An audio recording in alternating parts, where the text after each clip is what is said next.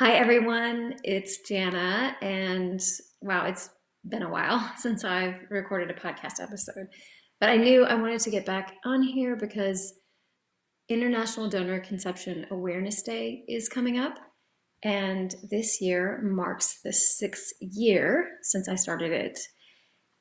If you're new here, the Awareness Day was born out of a really personal and professional calling for me. As someone who's adopted, I always knew my story. My parents shared that with me early, before I could even remember being told, and before I had language to really even understand it.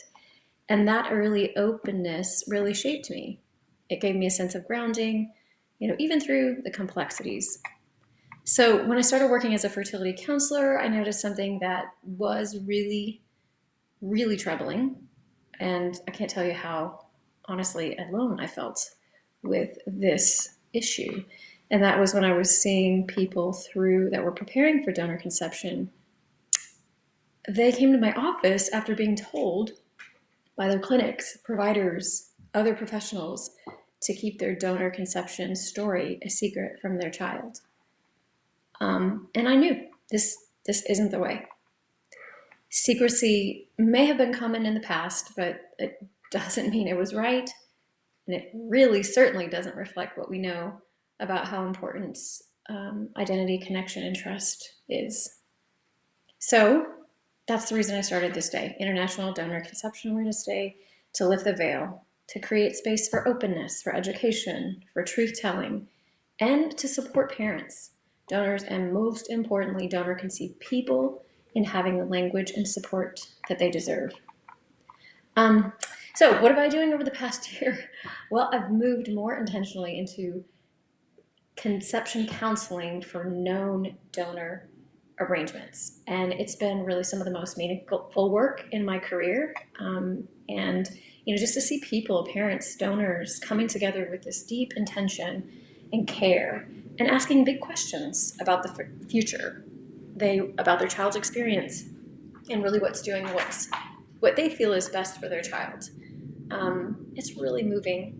I love it. It's so rewarding. It reminds me that people really do want to do this differently, and the families that can be built with love and honesty. And it's not about being perfect. It's about being thoughtful. So this year on April 27th, I'm especially excited because I will be in London speaking at the Donor Conception Network conference on the day itself. So that's pretty cool. I'll be walking parents through the grief that can come with taking a different path to parenthood. So a very tender and often unvoiced parts of this process. So in that workshop, we're going to explore how to honor those losses while still moving forward with openness and love. And I really can't think of a better way to spend the day. So this year, the Awareness Day doesn't have a specific theme for those that have been asking. Instead, this is all about highlighting all the voices doing the beautiful, necessary work in this space, donor-conceived individuals sharing their truth, parents showing up with curiosity and compassion, and donors reflecting on their roles with that depth and the care. And of course, the professionals out there doing the inner work and the outer work to meet this moment with integrity. If you are looking for stories, resources, or community, you can visit donorconceptionawarenessday.com, and you can see lots of different organizations that are part of this day and different resources, and it will just take you to different areas that you can get a little bit of everything. So wherever you are, if you're just starting to think about donor conception, if you're already a parent, if you're thinking about your own story, this is the day to talk about it and to share how it has impacted you and what you would like to see for the future.